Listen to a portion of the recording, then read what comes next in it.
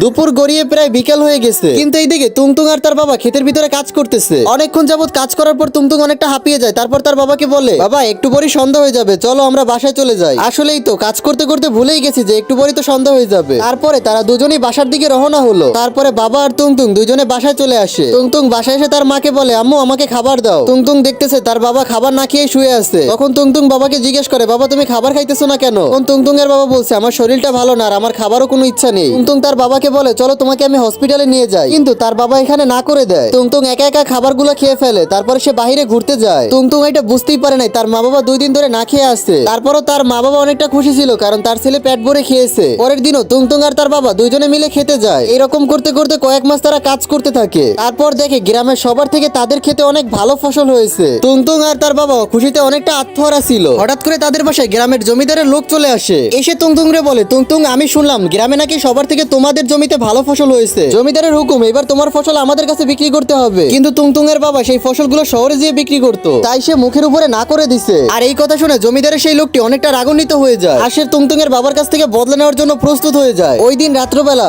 জমিদারের সেই লোকটি তুংতুংদের খেতে চলে যায় এবং সে পুরো খেতটিতে আগুন লাগিয়ে দেয়। পরের দিন সকালবেলা তুংতুং আর তুংতুং এর বাবা খেতে এসে দেখে তাদের খেতটি পুরো আগুন জ্বালিয়ে দেওয়া হয়েছে। সব ফসল নষ্ট হয়ে গেছে। হঠাৎ করে তুংতুং এর আম্মু অনেকটা কান্নাকাটি করতে থাকে। কান্নাকাটি শুনে তাড়াতাড়ি করে তুংতুং ঘরের ভিতরে চলে আসে। এসে দেখে তার বাবা অজ্ঞান হয়ে পড়ে আছে। তখন তুংতুং একটা নাচকে ডাকে তাদের বাসায় নিয়ে আসে। নাচ দেখার পরে বলতেছে, তুংতুং তোমার বাবাকে বাঁচাতে চাইলে ইমার্জেন্সি 2 লাখ টাকা ম্যানেজ করো। এই কথা শুনে তুংতুং আর তার আম্মু অনেকটা কান্নাকাটি শুরু করে দেয়। তারপরে তুংতুং মনে মনে ভাবতেছিল, যাই হয়ে যাক সে তার বাবাকে বাঁচিয়ে ছাড়বে। পরের দিন সকালবেলা তুংতুং শহরে যাওয়ার জন্য রেডি হয়ে তার মা বাবার থেকে দোয়া নিতেছিল। পরে তুংতুং শহরে চলে আসে। তার আগে বন্ধুরা অনেক কষ্ট করে ভিডিও বানাই, তোমরা ভিডিওতে একটা লাইক দিয়ে চ্যানেলটাকে সাবস্ক্রাইব করে দাও। লাইক সাবস্ক্রাইব করলে তো তোমাদের হাতে ব্যথা হবে না, উল্টা আমার ভিডিও বানানোর আগ্রহটা আরো দ্বিগুণ বেড়ে যাবে। তুংতুং সবার কাছে গিয়ে কাজ চাইতে থাকে, কিন্তু সবাই তাকে না করে দেয়। ওই দিন রাত্রবেলা তুংতুং না খেয়ে রাস্তার উপরেই শুয়ে পড়ে। পরের দিন সকালবেলা তুংতুং এর ভাগ্যটা অনেক ভালো ছিল, সে একটা ফ্যাক্টরিতে কাজ পেয়ে যায়। ওই দিন থেকে তুংতুং কঠিন পরিশ্রম করা শুরু করে দেয়। সে দিনরাত এক করে কাজ করতে থাকে। আর সে টাকা বাঁচানোর জন্য 3 বেলা না খেয়ে শুধু 1 বেলা খেয়ে দিন কাটিয়ে দেয়। এরকম করতে করতে সে 5 মাস একটানা কাজ করতে থাকে। তারপরে তার বাবার চিকিৎসা করার জন্য পর্যাপ্ত টাকা তার কাছে হয়ে যায়। তারপরে সে বাসায় একটা চিঠি পাঠায়, আর সেই চিঠিতে লেখে, মা তুমি চিন্তা করো না, আমার কাছে পর্যাপ্ত টাকা হয়ে গেছে বাবার চিকিৎসা করানোর জন্য, আমি সামনের সপ্তাহে বাসায় আসতেছি। 1 সপ্তাহ পরে তুংতুং অনেকটা খুশি নিয়ে বাসার দিকে রওনা হয়। আর মাথায় শুধু একটা চিন্তাই ঘুরতেছিল যে এখন আব্বু ঠিক হয়ে যাবে। এইদিকে তুংতুং এর আম্মু ঘরটা সাজিয়ে রাখতেছিল। আর তার বাবা অনেকটা খুশি হয়ে যায় যে তার ছেলে বাসায় আসতেছে। কিন্তু তুংতুং এর জীবনে সেই খুশিটা আর খুশি হলো না। তুংতুং ভাবতে ভাবতে বাসার দিকে যাচ্ছিল, হঠাৎ করে সে একটা ট্রাকের সাথে ধাক্কা খায়।